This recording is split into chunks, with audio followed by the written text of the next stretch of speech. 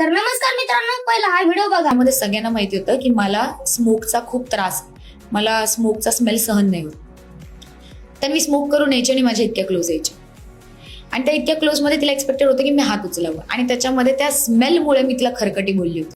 तर मित्रांनो, ही काय बोलती, तरी माझ्या क्लोज येते आणि ते मी स्मोक करते आणि त्यामुळेच मला आवडत नव्हतं, मी खरकटी बोलते.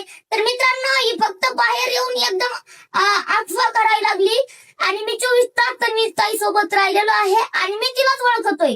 आता टोळीमधून इतके सारे आलेले बाहेर आणि ते फक्त निगेटिव्हच बोललेत आमच्याबद्दल, काटा ग्रुप बद्दल.